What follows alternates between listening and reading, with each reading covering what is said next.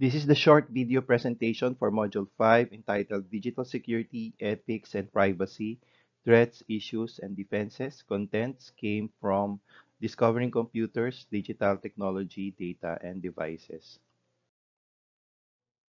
As you go along with those learning activities mapped in this module, it is expected you'd be able to define terms, digital security risks, and briefly describe the types of cyber criminals, describe various types of internet and network attacks, and explain ways to safeguard these attacks against these attacks, and discuss techniques to prevent unauthorized computer access and use, explain the ways that software manufacturers protect against software piracy, and discuss how encryption, digital signatures, and digital certificates work.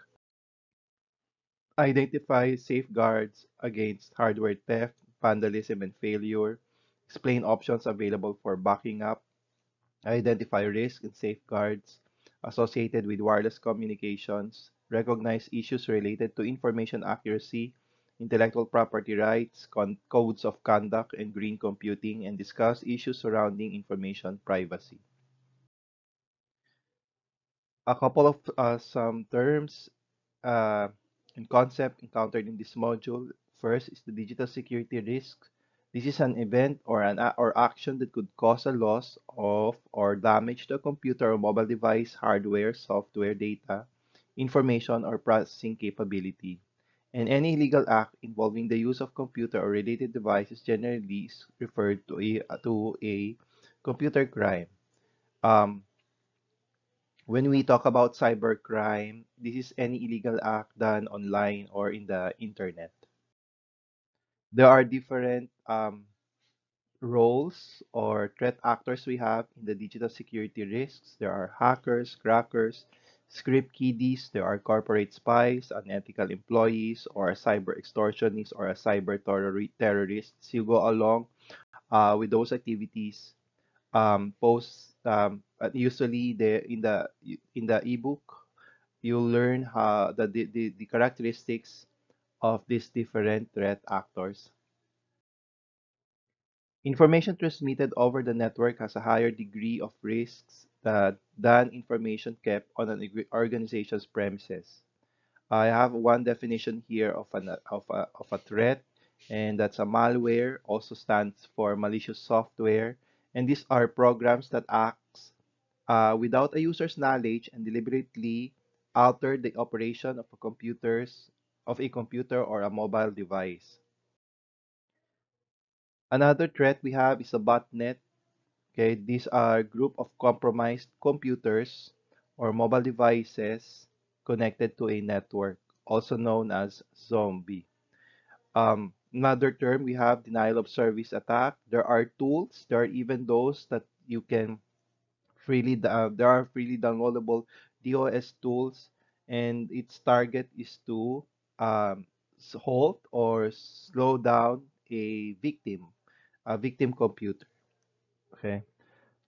And then we also have a backdoor. This is a program or set of instructions in a program that allows users to bypass security controls. Another threat, or can say if it's conducted, is an attack.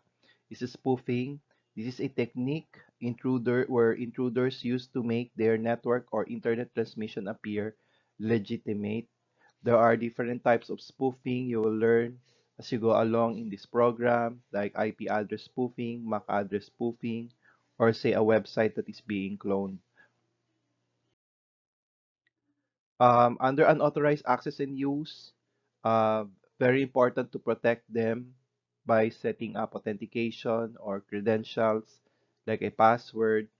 And then there's different like sort of a category for password. We have a passphrase. This is a private combination of words, often containing mixed capitalization and punctuation, associated with a username that allows access to certain computer resources. And then we have a PIN, which stands for personal identification number, sometimes called a passcode. This is a numeric password, either assigned by a company or selected by a user. You usually be able to see pins for our debit card.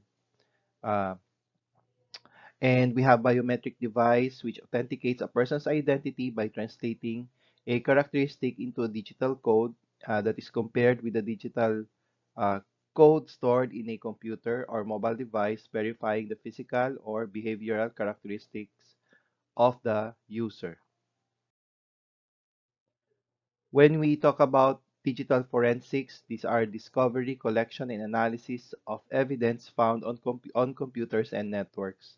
There are many areas for digital forensic. We have law enforcement, criminal prosecutor, military intelligence, insurance agencies, and information security departments. Uh, by definition, an information theft is when someone steals personal or confidential information. A way for us to protect um, the our device from information theft is by providing encryption. So we may encrypt those data that are stored or data that are being transmitted. So, and when we talk about encryption, this is the process of converting data that is readable by humans, code it or translate it into a form that is not understandable by others, that can only be understood by the sender and by the receiver or by two parties. If the case is on the data transmission. Hardware theft is the act of stealing digital equipment, and then on the other hand, um, hardware vandalism involves defacing or destroying digital equipment. We have here technology ethics. When we talk about technology ethics, these are the moral guidelines that govern the use of computers, mobile devices, information systems, and related technologies. One ethics need to be observed is the intellectual property, and this refers to unique and original works such as ideas, inventions, art, writings, processes, company and product names, and logos. Um, Also, very important to observe under technology ethics is the information privacy, which refers the right of individuals and companies to deny or restrict the collection, use, and dissemination of information about them. Um, Spyware is a program placed on a computer or mobile device without the user's knowledge that secretly collects information about the user and then communicates the information it collects to some outside source while the user is online. And adware is a program that displays an online advertisement in a banner, a pop-up window, or pop-up under window on web page, email messages, or other internet services.